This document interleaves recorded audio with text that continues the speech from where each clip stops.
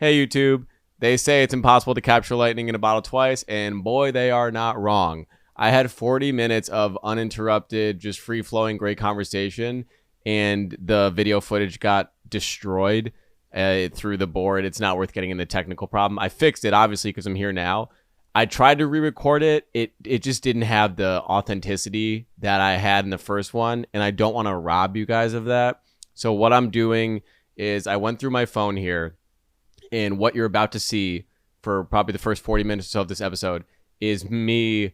I'm going to share photos and videos of me at my time in Chicago. Some of these are extremely embarrassing. I don't care. In the effort of being transparent, here's what I was doing at that time in my life. Please enjoy the episode. Let me know what you think. Roast me in the comments. Peace. All right. Welcome back to the third episode of Something Wrong with the Podcast. This is Julian. Before I go anywhere, call in 877-557-SWWP to get in contact with me, your intrusive thought therapist. Guys, I had this whole idea of me coming in and talking about my dry January and how health is wellness and the journey is, you know, the real reward, and the process is prosperity and integrity and delivery. And then the Weeknd album dropped, and I do want to honor what I originally had planned, but I also want to say fuck all of that. And I really want to just like, tomorrow's February 1st, by when I'm recording this.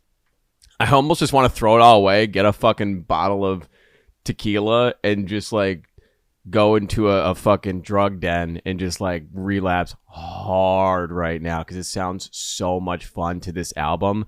I just want a dark room.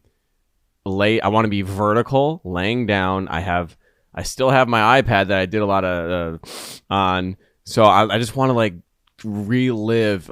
I might buy a flight to Chicago just to go back to my old hood, just to look at the familiar streets and just go down the dark roads that I once traveled so often. The real reason why I'm recording today is Friday, January 31st. I might record throughout the weekend, but today I wanted to get this out here because tomorrow is officially the end of my dry January, and I wanted to pat myself on the back. Hooray! This has been... It hasn't been difficult. I'm just going to put that out there. Like, I know it's like, you know, I'm a partier. I like to drink. I like to have fun, all that stuff. But I do, thankfully, which is the older I get, the more I realize, I have two things going on. I have a relatively addictive personality, and I also have pretty strong willpower. Two very dangerous things to toggle as a human being. Because with this addictive personality... I'm happy the Weeknd album came out today.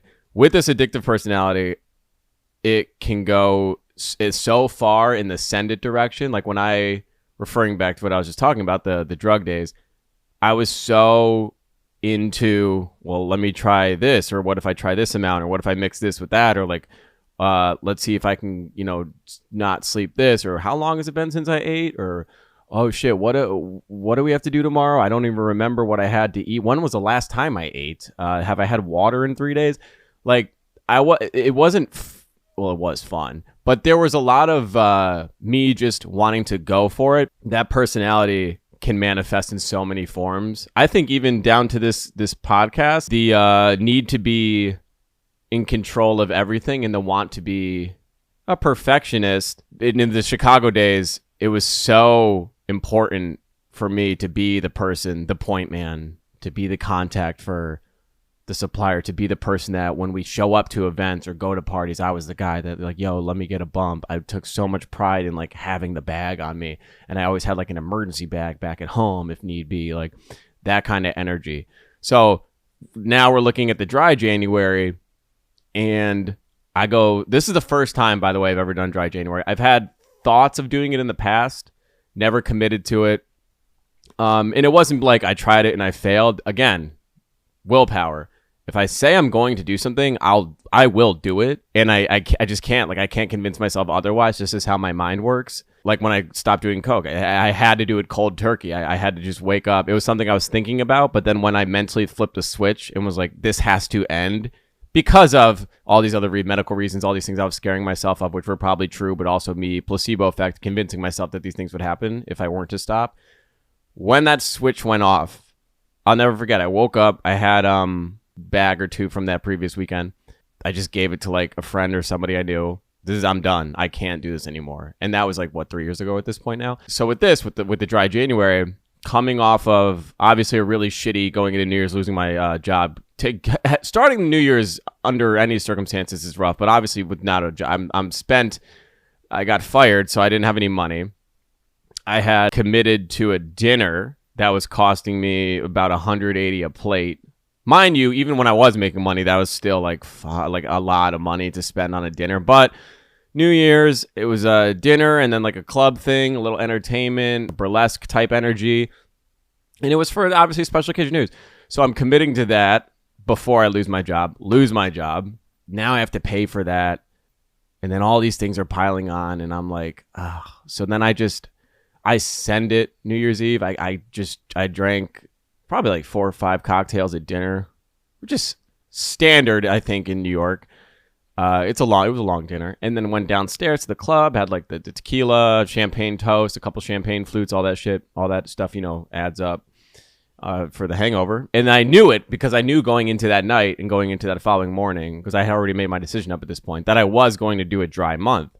Luckily, I didn't wake up that hungover. Shout out to my my tolerance level, which is probably depleted now. I'm afraid to have a drink now. We'll see how that goes. And I wake up and I'm like, okay, that's it. I'm done for January. And it kind of worked out, to be honest. Without having a job, without drinking alcohol, I was able to throw myself fully into this, creating during the day, during the weekday, during the weekends, never waking up hungover, never feeling not mentally sharp. I noticed the mental change about a week or so in, the physical change about 2 weeks or so in. I started losing weight, good weight, like not like, oh my, you're like, not like boy in the striped pajamas, nothing like frail, but I was losing.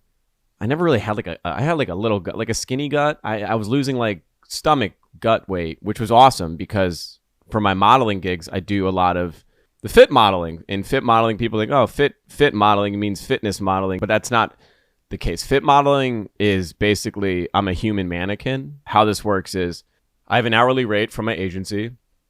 I go to, say, take a brand. I do fit modeling for, let's take one that I've actually worked with, Champion. If you're familiar with Champion athletic wear.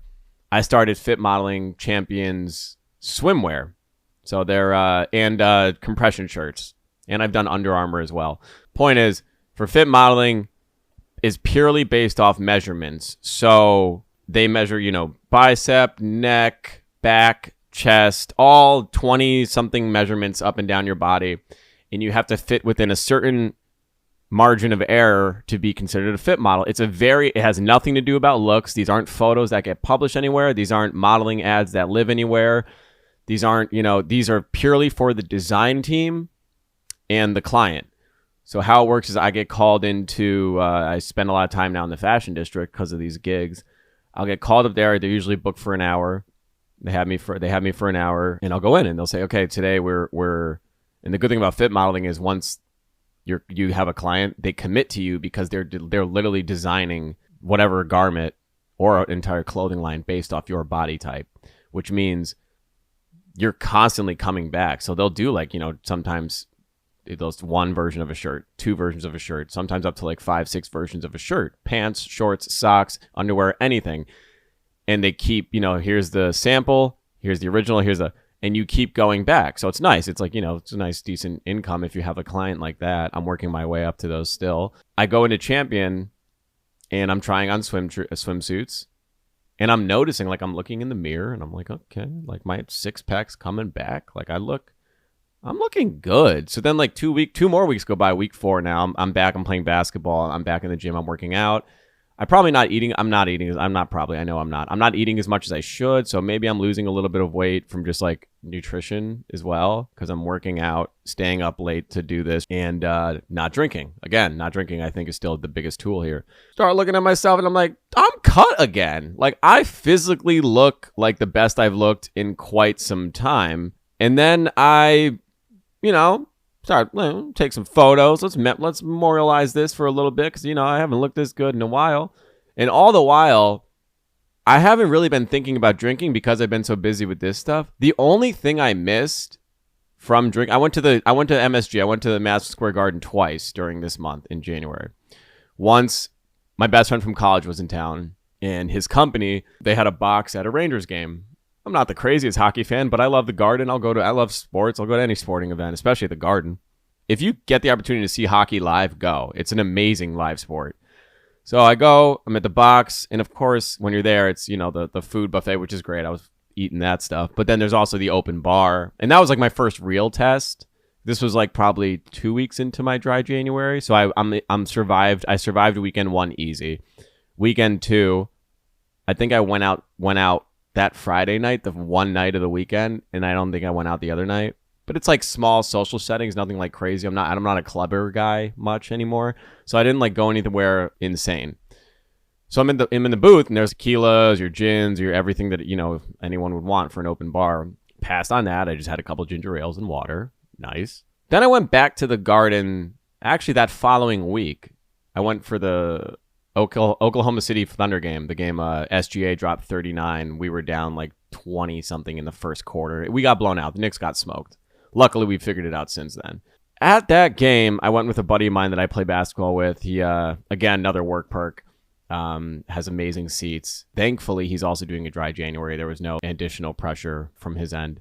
And that was the time. It's weird. When I was at the Rangers game, I did not have an urge to have a drink. Maybe because it's just like, all right, it's a hockey game, whatever. I'm hanging out. I'm watching this. I'm having fun. The Knicks, being there in the Garden and watching the Knicks, my body was like having a physical reaction. Like, yo, why isn't there a beer in our hand right now? It feels odd. Didn't get a drink. Avoided that. Had a great time, even though the Knicks got their shit kicked in.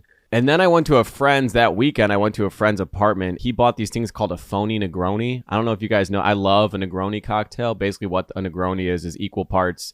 It's vermouth, Campari, and gin traditionally, but I like mezcal, so I'll make mine with. It's called a mezcal Negroni. It's the only. You just substitute the mezcal for the gin, and then it's a twist of lemon. I'm sorry, not lemon. Orange peel. Twist of orange peel.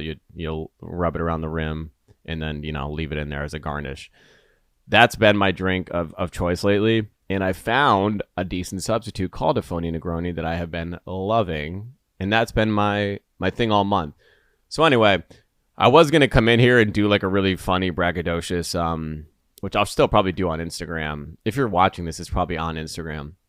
But it was going to be one of those like, your body's a temple. Sometimes like you just got to lock in and, just treat yourself right, because if you don't, who gonna respect you? The body's, you only get one chance at this, and like, your morals gotta align with your physical spirit and dimensional being and dimensional ethanol, all that bullshit that people always say when they like finally commit to not eating like shit or drinking for like 2 days.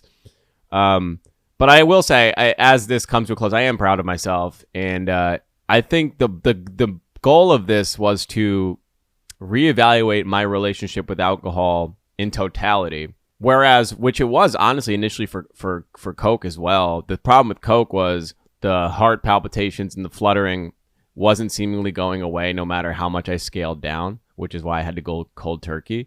But I'm always open to understanding how, like, not addiction, but I guess addiction, but how wants accumulate from your mind. I was open to scaling it down. Couldn't do that with that drug. I'm really open to that with alcohol. I just wanted to see, I had to go clean slate, had to get my body right. And also I was doing a bunch of reading and research, and like the liver's ability, like if you looked at my liver right now, based off my very extensive research on Google, I'm a doctor now. I learned that, it takes in like week 4 or so, your liver has basically flushed itself out. So if you were to go in, like if a doctor were to do like a liver check, they would find no traces of alcohol, no nothing. You would think I never had a sip of alcohol in my life, which is insane. I went to college when I was 17, college campus. I didn't drink much, if at all, in high school. I went for it in college, and I drank I wouldn't say no to a drink. So I drank damn near every night in college, except maybe one night a week. And then that obviously carried into my wildest years in Chicago. And then since I moved here. So I was thinking, I don't think I've taken 3 or 4 days off at a time since I was 17. That's over a decade of drinking in moderation or heavily. It doesn't matter. The point is, I was always, at least once a week, I was having a drink, unless I was like deathly ill or something. I think the week I had COVID, I took it off. So fine, we'll count that. So that was just like, why not? Like, let's give my body a real break. Let's give your body a reset. And let's see what we can do. I don't recover like I used to. When I was 25, I could get, damn near blackout drunk. I don't have really blacked out, but I could get like really sloppy drunk and then wake up and go lift or go play basketball for 2 hours. I can't do that anymore, but I still want to do those activities. So I had to suspend the very thing that would prevent me from doing those activities, which obviously being the alcohol. I learned this throughout this process. The body, although I'm not drinking, the body still craves the sugar that I was used to intaking from those things. So I learned that during this month, I didn't eat. I'm a little bit of a candy guy. I didn't like go crazy with the candy, but I had a little more of a sweet tooth than I usually do. I was eating some Milk Duds the other day, actually playing Call of Duty with this dude Isaiah, who I met online. He was friend requested me now that my PlayStation stuff's out there. He's great. We've been playing COD a lot together. I'm gonna try to streaming that stuff soon too. But I legit, I had a Milk Dud. I still have that box. That son of a bitch of a box. That thing almost killed me yesterday. Milk Dud got lodged down my throat. I'm hawking. Like, it's disgusting. I'm gasping for air. And mind you, I'm playing the game while this is happening. I have like probably 9 kills, 4 deaths at this time. I'm doing all right. Great start. As soon as that choke happens and I'm trying to power through, I can't breathe for shit. I'm just gasping for air. I get killed probably like 15 times. I go from like being a positive contributor to the team to being a detriment to the team. And Isaiah's laughing. He's like, dude, what happened? He's like, I get it. Like, I thought you took a hit of weed or something and you were smoking and you were like coughing from that. I was like, bro, a Milk Dud just almost took me out. It was pretty fucking embarrassing. But expect stuff like that once I start twitching, once I start live streaming and doing gaming stuff, because there's no way I'm going to not snack during that. So yeah, if you're kicking alcohol, you might have a sugar tooth. Just keep that in mind. It's your body's urge to want to subsidize the sugar that you're losing from the alcohol, which is heavily sugar intake in alcohol. So be wary of that. But as we head into Black History Month, my plan tomorrow, again, I'm recording this Friday the 31st. My plan tomorrow is I have a friend's birthday party. I'm going to have... My plan is to have a single martini, a dirty martini. I don't know if I'll be able to I don't know if I'll do just one. I just said I'd like to have one. I might have 2, but I don't plan on going. I don't want to wake up hungover. I don't want to like send it. My plan is to not do a month, clap and celebrate myself, and then go right back into like a bad habit. I wanted to just reshape, like I said, my entire relationship with the substance. So I don't think I'm going to have a wild one anytime soon, but I am excited to have a single dirty martini. Okay, well, I wanted to get into this this Weeknd album, guys, because I spoke as best I could about the Weeknd on the previous show, but I feel like here I can get my shit off and not just say, yo, it's good music. This guy makes good music. If there's one thing you can expect, it's quality music. I'm here to like actually talk about this album. And by the time I'm recording this, I've only listened to it once. The intro's great. The Weeknd doesn't miss on an intro. Love the intro. This is where he lost me, though. Let me pull it up on my phone. Intro's fire. He lost me until track... I'll give him 8, but really, for me, the album starts at track 9. I'm so happy, because if you listen to it in order, which I implore you should, the first 8, outside of the intro, are very... It's still like that techy, techno-y, electronic-driven. He's been in like that Sao Paulo, Brazil scene for quite a bit, which clearly, based on the lyrics on this album, sounds like he was doing some fuck shit down there. So I'm glad to know that he's still himself. It's cool. But that stuff didn't get it for me. Like, it just doesn't do it for me, especially from him. The Weeknd, just so you guys are aware, the Weeknd that I grew up with and fell in love with, the trilogy stuff came out. The thing that resonated with me the most, though, speaking of dark times, that's a double entendre because that's the name of the song on this album. Beauty Behind the Madness, I believe that was 2015. That's the album that made me really, that was when I was, remember, in Chicago, first year of teaching, deep depression, was miserable with my work. I didn't see the sun. I would leave my apartment at 4 or 5 a.m. in the morning, get to school in the South Side, and then by the time I would leave, it'd be pitch black out. And all this dark and depression stuff, I don't want to like paint it as if like it was my students' fault. The kids sucked. It's never the kids. It's the system and the environment and everything about that was difficult. It wasn't my students. I'd also have to take night classes to get my master's degree. It was just dark. And that's when I was like going for it on the weekends with drugs, alcohol, all that stuff. And a lot of the soundtrack to my time in Chicago was The Weeknd, in particular, Beauty Behind the Madness. And all of those, everyone's like, well, Coke music is like uplifting. It's party music. It's like, let's do a line and go to the club. And I'm like, yeah, I mean, like that exists. I feel like I'm a more traditional drug user. And for me, drugs were meant to be used in a dark, depressive state. So when I hear on this album, on Hurry Up Tomorrow, I look at this song like reflections, laughing, fire, enjoy the show, which I'll do a lyric breakdown in a second. Give up on me. I can't wait to get there, which to me is a little upbeat poppy, but it has to me that the first listen, it has a more of a Tyler the Creator production palette. Take Me Back to LA. It's nice that he wants to go back to LA. I believe he has a song like I want to leave LA or something like that on one of his other albums. So it's nice he wants to go back to LA. It's how Pal Killer kicking his ass. Big Sleep, Get Mercy. I mean, basically I'm reading from track 9 to the close. I'm really into. So for me to like that many songs in a row, no skips, is incredible. I want to go to Enjoy the Show really quickly. That fourth verse, I think, is really what gets me here with this album. He says, like a middle-aged child star, the way I'm fucking tweaking. 3 a.m. sunset, frying like a phoenix. Got a nigga nose sniffing, need a box of Kleenex. Bloated in my face cause the chemicals releasing. That hit. So that is, what a line, what a visual. What, like, that is beautiful.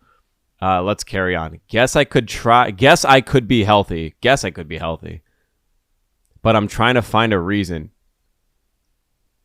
Abel, pulling on my heartstrings. There was this moment in my life. I wanted to be healthy. I wanted to do well. I wanted to be the better version of myself.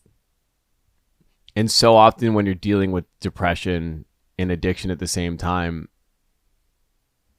you want those things, but you really struggle to find out why you should be doing those things. I don't think anyone that's addicted to drugs or in a depressive state would argue that the very things or the routines or the habits they have are bad for them and are hurting them. I don't think anyone would argue that. I think most people that are depressed or addicted to a drug are highly aware of their habits and how bad they are for their physical and mental health.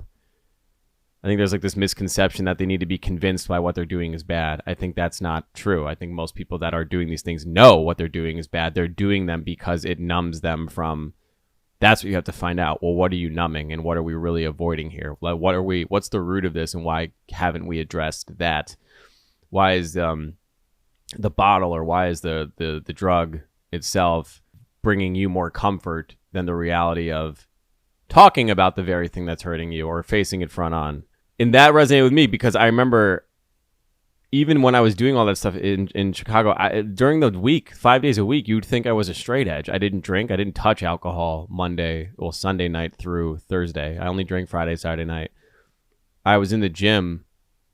I could go early in the morning and I would go after work. I would try to do 2 a day. I was eating so healthy. I was ripped. I was like the strongest I'd ever been. I was lifting the most weight I've ever done. I was playing basketball. You'd think everything was peaches.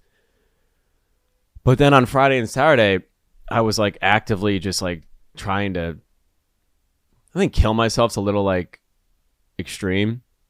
But the point is I was willing to, like, if something were to happen, I was okay with it. And it's like, how does one compartmentalize that for 48 hours during the week? I was like, I don't care what happens to me. Anything can happen to me. Give me everything. Let's see what happens. But for the rest of the week, like if you offered me a cigarette or if you offered me a drug or if you offered me a bottle of beer, I'd be like, ew, get away from me. There's no fucking way I'm doing that right now. So that line, guess I could be healthy, but I got to find a reason. I think that That stuff it's so simple. I think that's also the beauty of the Weeknd's lyrics. They're simplistic by nature, but they're so real. In the line before that, bloated in my face because the chemicals releasing. That is such a strong visual, because that's also for people that aren't dealing with these things or struggling with these things. You can see that. You can see these things aren't, they physically, their weight bears on you physically, and you can see it in yourself, and people can see it in your face. It's like the thing, like, oh, you slept like shit, you have bags on your eyes. It's like that, but just such a different heightened level of that. Let's keep going. I guess it could be healthy, but I'm trying to find a reason. Traumas in my life, I've been hesitant to heal them. I didn't even know that was the next line, but that's exactly what I'm alluding to. I'm trying to find the traumas in my life I've been hesitant to heal. I don't want to face my trauma. I fell asleep after I faced a bottle of blow and half a bottle of tequila, and I got like 4 hours of sleep. I'm fine. Don't worry about me. I'm fine. That's this phase. That's the trauma in my life. I'm hesitant to heal them. I don't want to, if I don't have that bottle, if I don't have that Coke, then I have to face that trauma. Fuck the trauma. I don't want to deal with that shit. That's why I'm over here. I'm trying to have fun. I'm in the club. I'm trying to I need, give me, to feed my plate with distractions and Coke. Let's continue. Traumas in my life. I'm hesitant to heal them. Take another hit or my music, they won't feel it. That is the classic conundrum for any successful artist. You can't make this high level of art and shit that people could feel if they don't feel, if it doesn't feel authentic, if it's not authentic. So in this case, for the Weeknd's, like, who am I to talk about addiction and to talk about pain if I myself aren't experiencing these things? I have to be tortured, because a tortured artist is what the people need for me to feel my music. So the system is just, you're rewarding yourself for being bad to yourself, because by being bad to myself, I'm one of the most streamed artists in Spotify history. I'm a Grammy-winning artist. I've headlined the Super Bowl. Like, who are you to tell me I need to face my traumas and I need to speak to my audience differently? No, those things are working. This is the thing that they need from me. And then this next line sums that up perfectly. This thought: I just want to die when I'm at my fucking peak. Come on. That's what I'm saying. That was me. Take me the fuck out when I'm in a euphoric state and everything seems beautiful. How many people in here watch Euphoria? But there's those like really daunting, troubling scenes of Zendaya's character Rue, where she tries to go clean. She really tries her best, and she has that thing where she's like in her fetal position in bed and she can't move. I've been there. You can't even go to the bathroom to pee, or you don't even have the strength or the motivation to take a sip of water. You'd rather sit dehydrated as your muscles cramp, lock up, and you feel like someone is just draining your insides, like someone's releasing an air mattress. You're just feeling all the life seep out of you. I don't want that. I don't want to go out like that. I want to go out. Take me out at the 3-4 a.m. at the after party, at the afters, where I'm in the room with the models, and they're also doing drugs, and everything's beautiful, and we're like, what Lamar Odom almost happened. What almost happened to him in Vegas? He's like, let me just go out with a bunch of hookers. Let me do this shit and go out like a king. That's the feeling. You want to go out when the feeling's good, not when the feeling's bad. You don't want to go out the next morning. Oh, the morning's the worst. You don't want to survive the morning. I just want to die when I'm at my fucking peak, and drink it slow. Won't drink it slow. I don't want the tolerance anymore. Want to stay up. Fuck the floor. I don't want the tolerance anymore. That's another thing. Once you build that tolerance, the drugs themselves aren't even a numbing agent. Now it just feels like those are like taking a daily supplement or like a vitamin D pill. That's just the resume play button. There's no upside. There's no high anymore, which is awful. Feel the violence creeping up, that's for sure. And I'm ready. Fuck it. Overdose. Shout out to it. I don't want to make it past 34. I tell you what, if I was still in this fair era of my life, that would be my new number. When the 27 club became like a big thing, and I was like, 24, 25, I had this whole like grandiose thing that I wouldn't make it past 27. If I was still in this shit, 34 would be the new benchmark. It's like, okay, if he says that, I'll fuck it. That's cool. And when the curtains call, I hope you mourn. But if you don't, I hope you enjoyed the fucking show. Let me know, baby. That's the fourth verse of Enjoy the Show. If you want to understand what it's like to be in that mental state and to have that level of depression and seek that much of an escape, I resonate so much with that verse. When I was listening to it, I immediately paused it and rewound it, and it like it snapped me back to a time where that seemed to be my ethos. Like that was how I was living my life. Obviously not on the level as The Weeknd. I'm not in a penthouse in South Brazil, probably having sex with the most beautiful women in the world. But in my world, in my Chicago 25, 26-year-old life, that was everything. That was my version. I was living my version of that reality.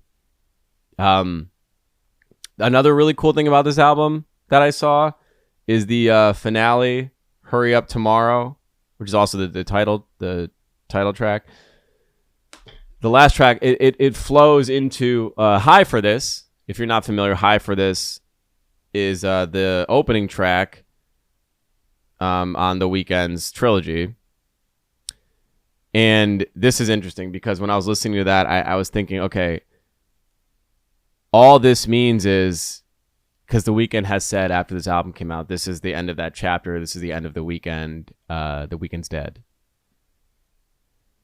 And I was thinking, okay, the way that song flows into the first track he ever put out, the cycle just begets itself.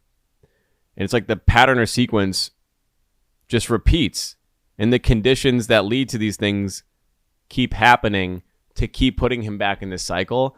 And I think Enjoy the Show is the perfect song that describes that. I can't be anything other than what I am, because if I'm not that, then I'm not that. Then I'm not the person that my fans fell in love with. Then I'm not the person that I know I am. Even if I want to better myself, it's not better for... Even if I want to better myself because it's better for Abel, it's not better for The Weeknd. And The Weeknd needs to be this person. How am I going to make authentic music if I'm not, up till 5 a.m. doing drugs? How am I going to become the person people feel, or how am I going to discover and tap a new sound of music if I'm in bed every night by 10 p.m.? So really, really, really curious where this next chapter goes for The Weeknd. But from what we've heard on this album, and remember, I'm recording this one listen in, guys. I'm sure I'll have so much more to say about this album, which I will discuss. But I'm into it, and I'm happy. If this is the close on The Weeknd, then what a beautiful run, man. You've had a fan in me from the beginning, and I'm still here. I'm sticking around. Really excited to see the visuals from this album. The Weeknd always has amazing visuals. And I have to get more into the nitty gritty of the production credits and features as well, and kind of do a little more dissecting there. But there's something about his music that will always hit me on a deeper personal level. And I think few artists for that have that moment, have that level of cut through with me. Jameson is one, Mac Miller, another, The Weeknd as well, Kanye previously, and Future as well, his older stuff too. Anytime one of these guys drops, even if they're in a different phase or creating different sounds, I have to give it the due diligence, because I will say The Weeknd for me in the past has missed. I'm gonna go not missed like the albums were bad, but there have been records that didn't connect for me. I'm looking back right now. I'll say Dawn FM was cool, but it wasn't. It was I'll say this, conceptually it was cool, but that wasn't really for me. I was nervous about this album, to be honest, because that Timeless record, the single with Playboi Carti, I'm not crazy about that. I don't really like that. If you want to know the Weeknd, the type of Weeknd that I like, that I prefer, is like, sounds so cliche, obviously Trilogy. Beauty Behind the Madness is probably my favorite project from him.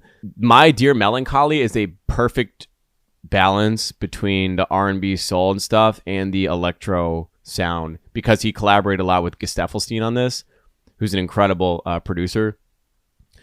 That to me is like an incredible mix of Trilogy Weeknd and what Starboy was, and Starboy obviously being like his most commercially pop album, even though it's categorically an R&B soul, but like he had a lot of Daft Punk production on there, and it was very uplifty. Like even the R&B records like Secrets had a poppy undertone. Obviously Starboy, Party Monster was what a fucking record. Sidewalks with Kendrick is poppy. That and My Dear Melancholy was the project that followed Starboy being 2016, My Dear Melancholy 2018. That to me was like the perfect hit of that electro sound meeting his dark sound. And then Dawn of Him was a little too left of center for me, but yeah, man, I'm a huge fan of the Weeknd. Kissland's sick. Obviously, the whole story behind that, him going to Tokyo for the first time, being enamored by a new culture, and just creating that sound, birthing those visuals, and just stepping out of his comfort zone, leaving Toronto for the first time, going from homeless to across the world.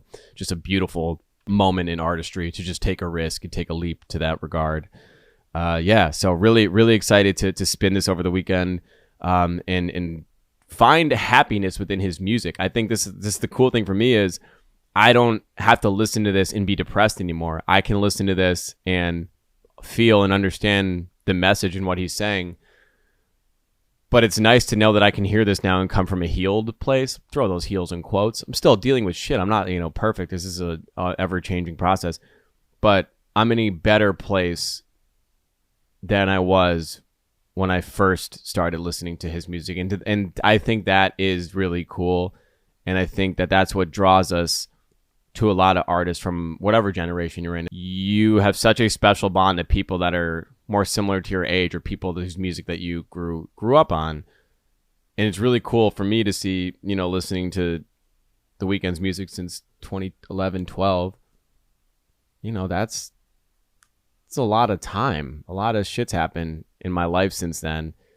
And it's nice to see how I've had phases that have mirrored the actions that he was at, and how I've become, I think, a better version of myself since those days, in particular in Chicago. So music's awesome, man. It's such a cool, beautiful form, a medium. I'm probably going to regret this episode, but we're here now. The mic's on. I have someone in the room with me, my first guest. It's Joe Budden. Now, off camera is my, how do you want to be referred to as? It's not really important. Yeah. This is just someone I know. He's visiting from Chicago. Sure. Yeah. So, makes you feel any better, we're probably not going to air this. Okay. I have to talk about the planes falling out of the sky. And what's going on in the world, because it seems to be a mess. And the people are cutting corners on staffing. The FAA has been, there were people were losing jobs in the factory on the plane. So then we saw doors flying off the handles. We saw people getting sucked out of windows, just shit that we haven't seen in years. And then we've seen now people that are actually air traffic controllers, or they're cutting jobs there. Everyone's trying to move to AI, push to AI, automate everything, and now we're seeing what happens when you don't have people on the ground. So in the last in back-to-back days, or 2 to 3 days apart, we've seen 2 planes fall out of the sky and crash in major cities, one in Philly and one in DC. And I don't know what's happening. What are your thoughts on this? Well, AI, when it comes to air traffic control, I read a thing about this that I wish I had prepared before this conversation more, but I read a thing about this a couple months ago, because for like the last couple years, there have been all these articles being like, hey, there's a shortage of air traffic controllers and they don't know what to do because it takes a while to train and get certified. And there's just like a shortage of people in like the next generation that are even like in the pipeline. And there's going to be a lot of people retiring. And so they don't know what to do. And then like there's been a lot of talk about AI itself can't solve these problems, and it's not because it's not sophisticated enough. It's just that like where AI is today, it's just like it's not viable to fully replace people, and a lot of the technology that they use today has enough intelligence. It's really just like a human shortage issue. Yeah. So if they're like slashing programs that even would like impact that pipeline, I can only see it getting worse. But again, I wish I had spent even 2 minutes on refreshing my memory on what I read about this, because technology can't be like the automatic unlock here. They need more bodies. What about it's impossible to get on the timeline, see tragedies like this happen, and then obviously the swirl of the woman pilot in the DC incident. The she had 500 hours of training. She was a DEI hire. She's not qualified, and I feel like every tragedy with the fires in LA, it's okay. Let's pin this on the homeless migrant people. This incident, it was the woman pilot that no women can do anything, that has to do anything in the air. She should have just, stayed on the ground in the kitchen, whatever they would say. And then it's always becomes about how do we attack a marginalized group. Do you think that there's any validity to that? Or is this just, to your point, like this is just bad staffing, poor planning, or... I just hate the whole, like, we gotta attack someone. We gotta fucking make fun of them for being a fucking minority. I'm by far not the first person to say this, but anything that, whether it's a conspiracy theory or just something that just like gets like viral traction like this around like outrage, it gets traction because there's like a kernel of truth to it. And so there are very real like reasons. America just like over indexes on like everything, even though things like start out like well-meaning. Like culturally, we just like really overshoot and then have to like pull back. Like the intention behind DEI programs came from like a good place and then completely went off the rails. And not everybody was willing to have an intellectually honest conversation about that at first. Mm-hmm. But it is very valid to now be asking questions about people who have like mission critical roles. Were they given these positions because they were actually the best, period, among other candidates? Or is it because the pool was narrowed to, hey, are there certain identities that we want to put into this role? And then we'll find the best of that like smaller pool. So those questions are worth asking right now, but to do it like retroactively after a tragedy happens, like you're never going to know. Like, was this because she like truly wasn't qualified for this? And because like literally, can you trace it back to DEI? It's very easy to, because everybody is so simplistic, and now like their brains have actually been rewired for outrage to be like, DEI is the culprit. It very well may have been, but I don't know that it's even worth debating at this point versus like looking ahead at like, okay, we should really take a look at like things where the stakes are pretty high. Yeah. Only hire the best people for these positions. Nobody cares what they look like, or if it looks like, I want to make sure that my pilot looks like me. Is not something that anybody is like, that's just like not a conversation. Well, because there's a thing like in growing up with like my dad, my mom always said, like, if you're in a position or if you're going on an airplane or on anything where you're usually seeing a white man operate it, and my dad would say, like, if you see a black man flying a plane, just know that more often than not, as a black guy, when you see someone black doing something like that, that's usually for white people, mostly operated by white people, it's because that they had to do twice as much, if not had to be like overqualified just to get the position of their, to be looked at in the same, class as their peers.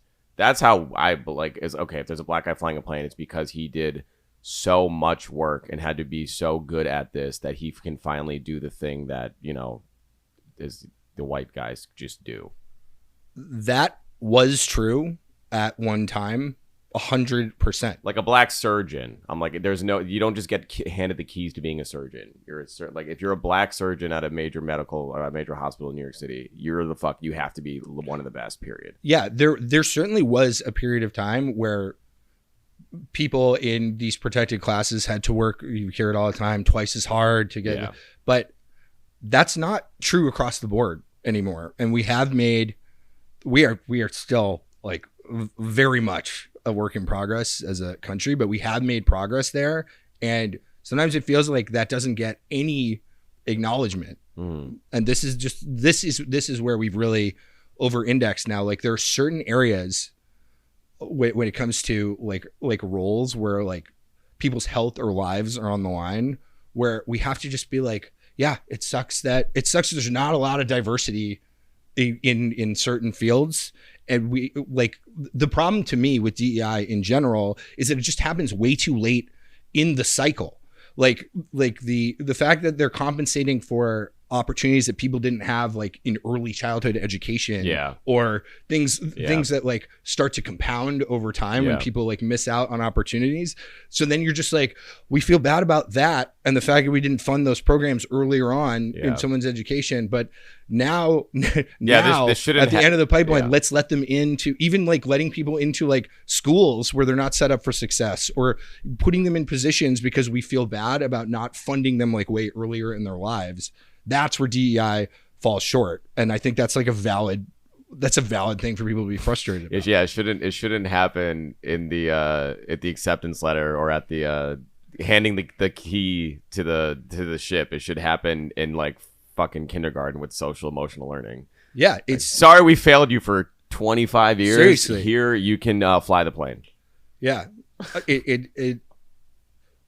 But we could really go down a rabbit hole about this. Joe Rogan experience style. But having like a super educated like population is like bad for business. You want like a docile population where only like critical thinking is only a privilege of a certain percentage of the population, because you just want people to take the advertising that they're fed at face value. You want them to just kind of like get on the hamster wheel of conformity and be like, oh, that I am hungry and this would be a good time for me to, without any friction, tap a couple things on my phone and order that thing. So this country is really good at investing in things where we see like a lot of like profit upside. With like none of this, like our healthcare system is not a mistake that it kind of evolved to this. Everything that you're seeing is the system working as it was designed. And it is not designed to benefit the entire population. It's designed to maximize wealth for a few. So do you think this is like a symptom what we're talking about of like a bigger Is this a matter of it's finally catching up and people are aware and they're calling it out, or is this a symptom of, okay, we're in the digital age, everybody has a voice, everybody has a platform, we can openly, these aren't conversations that are held at the dinner table, these are conversations that are held on YouTube, and there are other people, it's like oh shit, they think that, I think that, we can all kind of collectively come together, and this is how the world thinks, whether or not they take it into account. I don't think healthcare companies are going to do things that subsidize, that undercut their profit and be like, okay, maybe we should really put the customer, the patient first. I don't think that stuff's going to happen. But like, I guess my question is, how do we get to the point where all of these systems are put in place to benefit the bottom line being the profits? When did it happen, when the world woke up and everyone is aware of what's going on, but nothing happens, nothing changes, no one cares? No one cares and makes the decisions, I guess.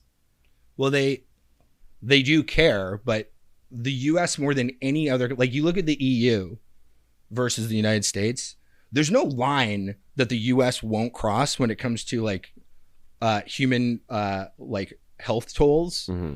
If it's profitable. Like there's so many things in our food system that have been banned in the EU for like decades, and it's because our system is built around maximized profits, like full stop, no matter what kind of harm it does to the overall population. And then, we have a very sophisticated apparatus to just cast seeds of doubt on things that are just like definitely carcinogenic. All you need to do is make it seem like there's a debate about it. It doesn't even need to be like have a consensus. It's just like, this is carcinogenic. Well, no, some studies say that it might not be. And that's enough to kind of slow it down in the regulatory environment. But I think like our healthcare system in general, it's just don't let people die. Just keep them alive as long as possible so that they can pay for treatment of the things that we know make them sick. All of it is actually pretty simple. You don't need to like scratch your head about like, why is this so broken? All you need to do is think about like, okay, well, how does the fact that it's broken, like how does that translate into revenue for some entity? And then you can kind of back out of that and figure out exactly what's going on. Yeah.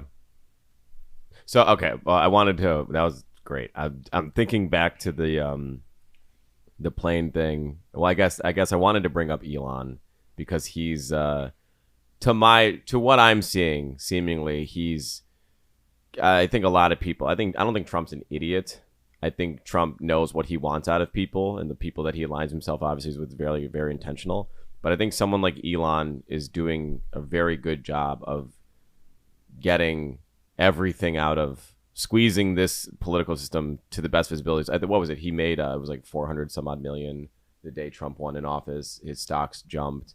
He cut Vivek out of the, what's the stupid fucking thing that he's obsessed with? The Doge. That stupid bullshit that he keeps saying. Everything's a meme. I'm funny. Fucking idiot.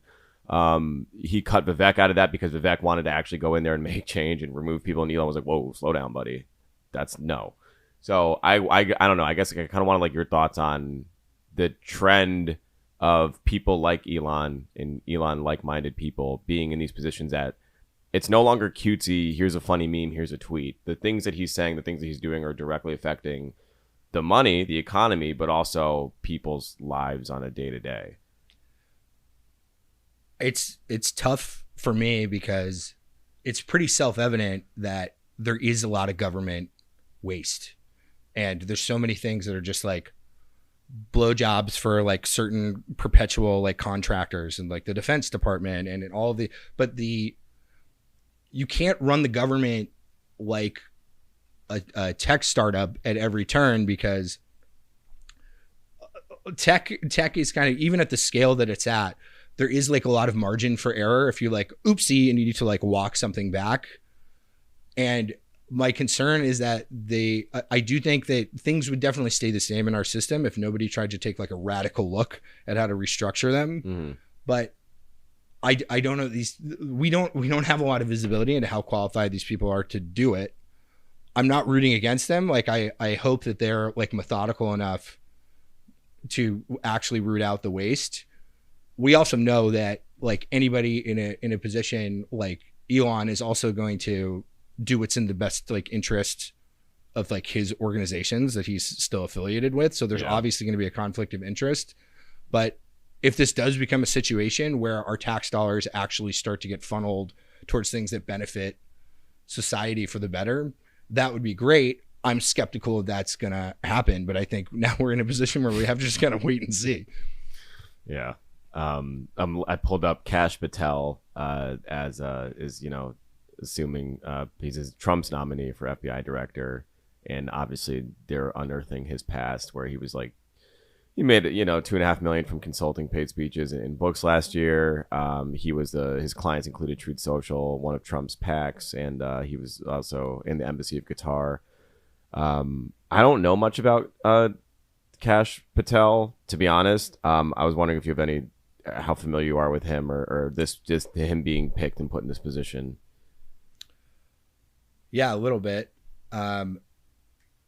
Look, Trump's to his credit, I feel like his first time around, it was just like all bottom feeders in his administration, and then some very opportunistic folks over the last several years have some very, very, very ambitious and opportunistic people, but they're not all incompetent. Yeah, are like in the mix now, but still, his administration is a mixed bag in terms of levels of competence. I don't know. It's one of those things where there's cause for concern about some people that he's nominated, but we have to just kind of wait and see a little bit before we get completely outraged about just, again, we're kind of being baited about like, this person did a bunch of controversial things before they were nominated. And I think it's worth us being alert and being like, yeah, that could be that could result in something that is not the outcome we want as Americans. But I think it's just too early to tell. He was only sworn in like a week and a half ago. Yeah, the article here from Business Insider says the Patel is among Trump's most controversial nominees, owing to questions about his conduct during Trump's first term, his promotion of conspiracy theories and extreme rhetoric. It doesn't go into detail about what conspiracies and what rhetoric he was saying, but it has like the baseline resume of someone Trump would fuck with. To my knowledge, it's like, okay, like he's out there. And don't forget, anytime anybody does anything that isn't like aligning with like the populist like majority, Trump will get rid of them so fast. Yeah. Throw them under the bus like it was nothing. Look at how quickly like Vivek was that. Vivek put in so much time kissing ass, doing everything, literally dressing like Trump and wearing the fucking red tie and the whole thing. And then like nothing. We never hear about him anymore, and they squeezed him out like instantly. That can happen to anyone at any time. He might. What's his upside now? Potentially the governor of Ohio. That's what they were saying. Good for them. Good for them. All right, it's time for voicemails. As always, if you want to get in contact with me, call 877-557-SWWP.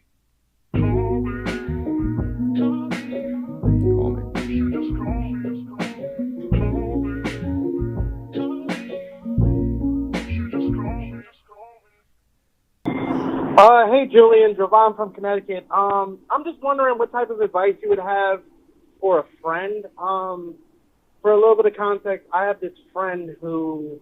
The way he's saying friend makes me think it's him. Just him. This is already Jovan, it's you. refuses to get tested for STDs, even though he's had multiple sexual partners within the last few weeks. He's hitting double digits within the last month. And he's flexing. It's him. He's flexing. He's really spiraling, and I think it's because he just got divorced from his child's mother, who he was with since he was a teenager. He's still a young guy, but I really just want him to stay on top of his health and make sure he's okay. But something about him, he just refuses to go to the doctor. What advice would you have to try and nudge your friend towards getting tested? I appreciate you, man. Well, I think this is a good first step that he's admitting that he at least is motivated to get tested. Because he's definitely talking about himself. I feel like it's talking about himself too, but let's play it as if he's not talking about himself. How do you convince your friend to get tested? Why do you have a vested interest in your friend getting tested, first of all? Like, beyond being like, hey, you should probably get checked out. Why are you even concerned right now about your friend's health to this degree? It's only been a couple weeks. But he smashed a bunch of chicks the last few weeks. He's obviously talking about himself. I think he's just worried it's an STD, right? I think he's afraid. He's afraid he has an STD, and he's afraid to get tested, and he's looking for that nudge. Am I supposed to diagnose you? Yeah. And by the way, you definitely have an STD. I want to be clear. Multiple sexual partners within the last. He's not wrapping month. it up. We know that. Let's go with his scenario here. If he has a friend, I would say invite your friend to get drinks. Did you ever have an incident? This happened to me once, where you get a spicy margarita, and it comes with the jalapenos, and then you touch the jalapeno, or like you bite it or whatever, and then you like fix yourself, like touch your balls or whatever, touch your dick, and it feels like your shit's on fire. You never did that? No, I've never touched peppers and then my dick. No, that's just not a thing. It's pretty common. That is not common at all. Very common. That's It happens. Just I just did it today, actually. So they happened to me once. Perfect person for these people to be calling for advice. Let me tell you, you are in the same boat. On the bell. I would suggest you go to get a drink, go to a bar, get spicy margaritas, get extra spicy, take the jalapeno, be like, hey, have you ever had just bit the jalapeno? We should eat the jalapeno. Have him eat it. At some point in your conversation, he's gonna fix himself. He's gonna touch his balls. Yeah, no, that's just. And then when he goes to the bathroom, he's gonna feel the burn sensation because it comes up it's instant. It comes fast. And then when he's burning and when he's on fire, you can be like, "Oh, do you think you have chlamydia?" Or like, "Do you think you have what other STDs are there? Gonorrhea. I think you can like use that as a like, oh my god, we should get. It's like a Nathan for you. We should go get checked right now. When Nathan scams the guy to do the blood panel, like we should. What is happening right now? But I'm saying, like, you can convince him to want to get tested, is what I'm saying, without it being weird and be like, I know you fucked 12 girls last week. Go get tested. That's weird. But if you do it, that's weirder than having him touch a pepper and then touch his dick. It's more natural to touch your dick after you touch, and like you're gonna. My point is, he's going to touch his dick at some point. Just make sure it's after he touches a pepper. Who's touching whose dick in this scenario? The gentleman, his friend. The gentleman, his friend is touching his own dick. It makes perfect sense. I don't know why this is so hard for you to understand. Have you ever ordered a margarita and then scratched your balls? Yes, I'm saying. It's the least relatable. That is so specific. This guy's being specific. What the fuck? He knows too much about his friend. Your advice doesn't need to be equally like obscure. You're supposed to be like helping these people. Well, then what would you say? I think he has HIV and his days are numbered. I think it's full blown AIDS. That's the risk. I think his life's already over and he should just cut his losses. All right, let's do another one. Bruh, so Valentine's Day is coming up and shit. And my friend, his girlfriend got him and her and me and my girlfriend tickets to go to a basketball game. And I'm just like, bitch, can't top this. This economy. Like, what the fuck? What the fuck? Why would you do that to me? Like, I'm hyped to go see the game. Like, I'm going to see LaMelo hoop. Like, that's cool. Mm-hmm. But at the same time, I'm not even going to try and top this. Like, I'm cool on Valentine's Day. A whole lot. So my immediate question, just like right out of the gate, is why is his friend's girlfriend getting Valentine's gifts for like both couples? Yeah, I think that's odd. I don't understand the relationship between these two couples. I do know that the caller's relationship is doomed either way. He should just cut his losses at this point. Your advice is always just cut your losses. End it. Well, I mean, if people are calling in to your show, they're already at like rock bottom. If this is like this is the last place they have to turn. So I think it's self-selecting in that way. You said, okay, I'm looking up the Hornets schedule because you said he gets to see LaMelo play. Are you going to dox him right now so that people can show up and find them at the game? No, the Hornets play February 12th. Sure. In Orlando. So I'm assuming our caller lives in Orlando. I just wanted to put that out there. Detective work. Yeah, that's it. Now we can help him. Now we've pinpointed. Well, I'm saying, let's assume they're from Orlando. What can he do in Orlando that tops taking his girl's friend, bringing them to a basketball game? They have an exquisite airport in Orlando, so they should find an activity in or around that airport. That would be. They could go to Epcot, do like the drink tour. Oh, that's low hanging fruit. You're going to tell them to go to Disney? Come on. What else is there to do in Orlando? Carbo load?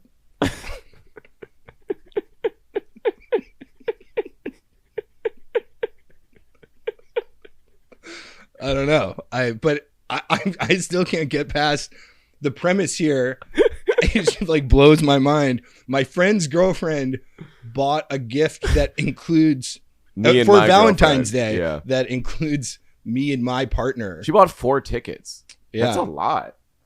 So now he's competing with his friend's girlfriend over a Valentine's Day gift for his girlfriend. I just don't understand. Also, how expensive could these tickets the Orlando be that this is now like an impossible bar for him to clear with getting a gift for his girlfriend? Can't you just do this? Can't you do, okay, so she does the game. Can't you just offer to take everyone out to dinner or drinks after the game? Could you do that? Like kind of make it all in the same night? I don't know why. You also don't have to include your friend in your friend's girlfriend in your gift to your girl for Valentine's Day. You could just be like, hey, that was sick. Good of them to give us this fucking ticket. I'm only going to spend my money on you. I think he should just propose to his girlfriend at the game. That's the only way to top it. You're in too deep. You should either cut your losses or you should really escalate this to the extreme. Propose to his girlfriend and force his friend to propose to his girlfriend too. Yeah, this should just be a never-ending spiral of like one-upsmanship. Yeah. Just like a death spiral of everybody spending until they lose all their assets. Let's do this one from New Mexico.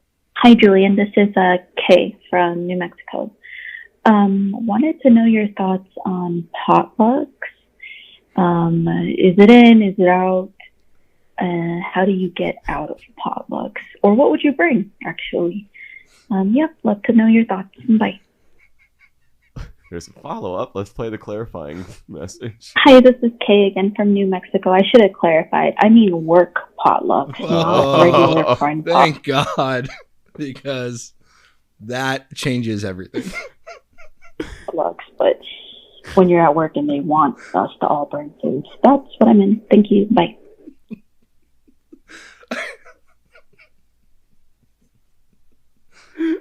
What is going on in this country?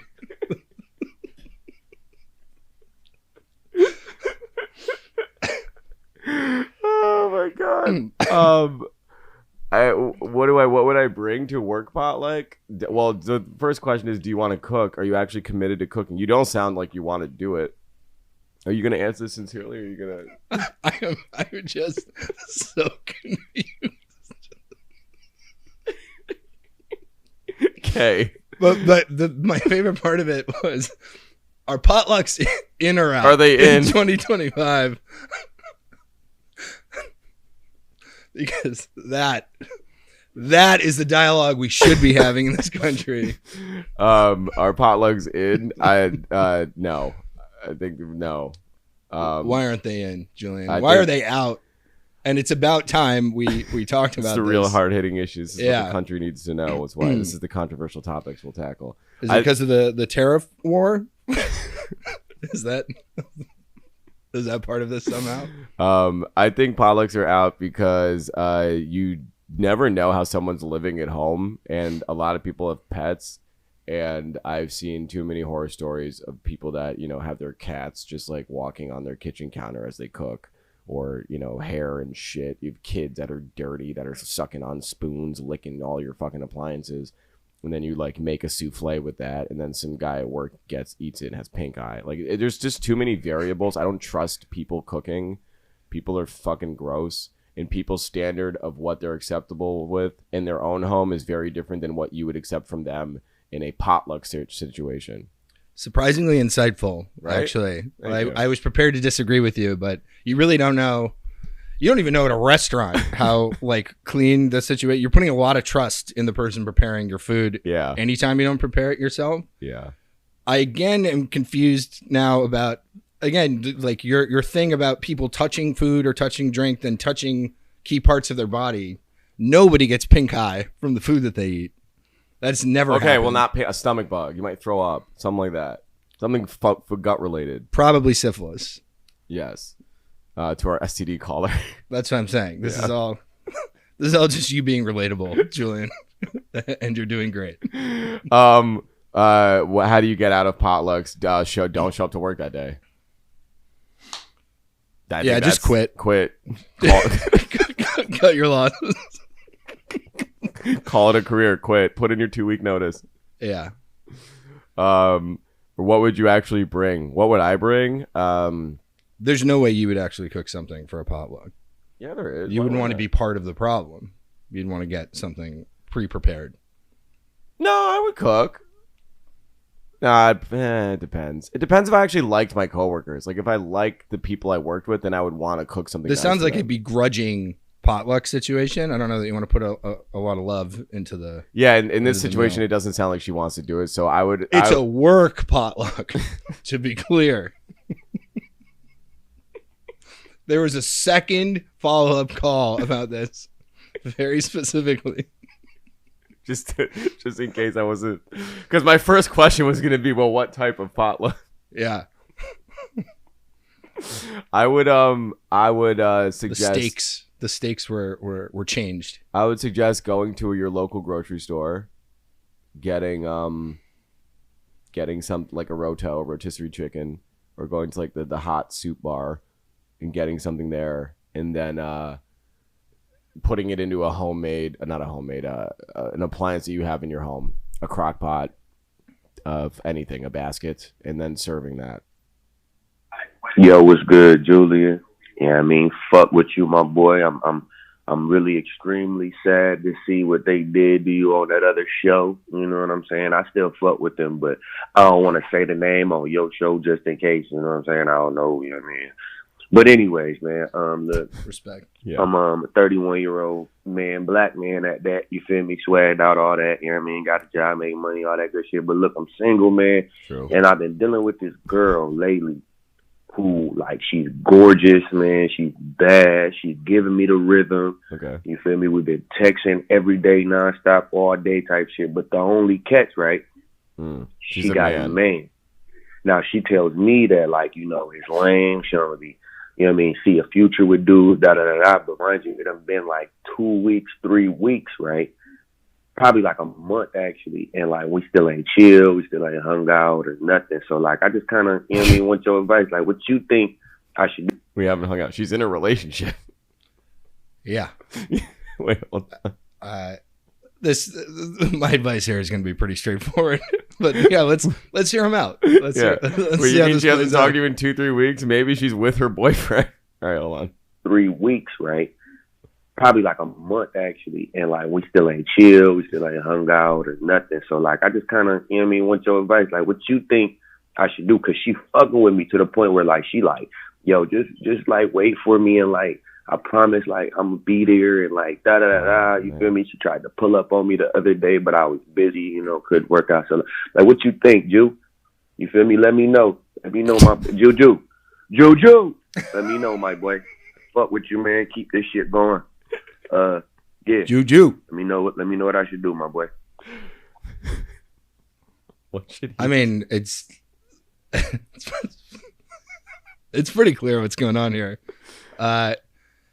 She's lying to both of you, and like any relationships that starts this way, she's lying like out of the gate. She's gonna be lying the entire time. Like if she does it to him, she could do it to you. Blah blah blah blah blah. I don't know that there's much to unpack here.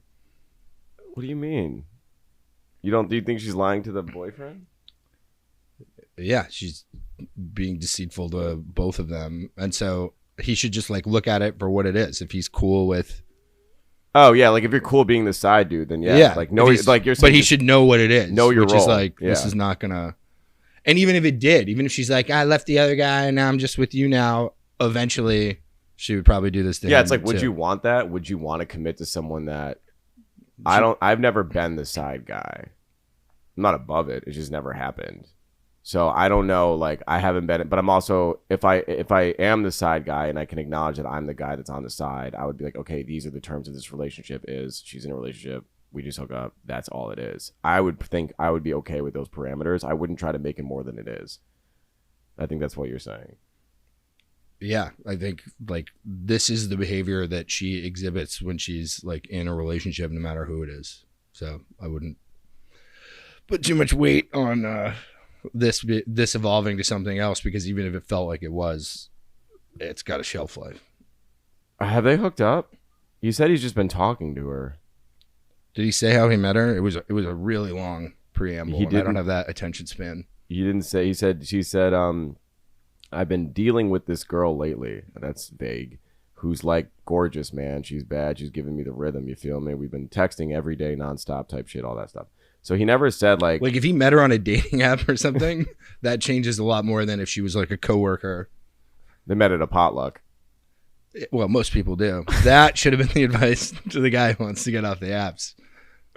You know, we're finding more insights than more callers. Find your than we local talked about. potluck. No, Simple. Get off Araya. Go to your local. I don't think this potluck. girl is someone. I mean, yeah, understanding if you want that, if she's hot and you just are enjoying the hookup side of things, and rock with it. Who gives a shit? But don't be like, I'm waiting for you to break up with your man. It's me and you against the world. Don't like try to Bonnie and Clyde this. You should definitely loan her money if she asks for it, though. I just think it's like the right thing to do. I don't know if it's going to come up, but if she asks for money, you should definitely loan it to her. She will pay it back. We know that. Yeah, I don't know. I think you should just continue fucking her and then call it what it is, man. Assuming he even has. Yeah, That also, part's unclear to me too. You're a grown man. Do you want to waste your time texting someone? Like, that's very middle school behavior. Unless you guys are actually doing anything physically, just cut it off. Get someone else that's not in a relationship. Or get someone that's in a relationship. Just fucking make sure that she actually hooks up with you. Like, focus on an outcome. Yeah. And then what's the take some steps. Where does he want to be in a relationship with this girl? Is he just trying to get her to sleep with him, period? We got to give some structure to these callers. We need more context. Yeah. That is it for today's episode. I'd like to thank my guests for being here, doing a great, really important topic, and hanging around for voicemails as well. Those were a lot of fun. I do want to draw attention to, I will be doing a bunch of live streams. It looks like I'm just doing them periodically now. If you would like to be there when they are happening, please subscribe to my YouTube channel. That is when you will get notified when I am live. I will not be posting on socials all the time when I'm live. I'll just sometimes just do it and kick it for as long as I can. Thank you again. Have a great week, and I'll see you next week or on a live stream. Talk soon. Bye. Something wrong with the pussy.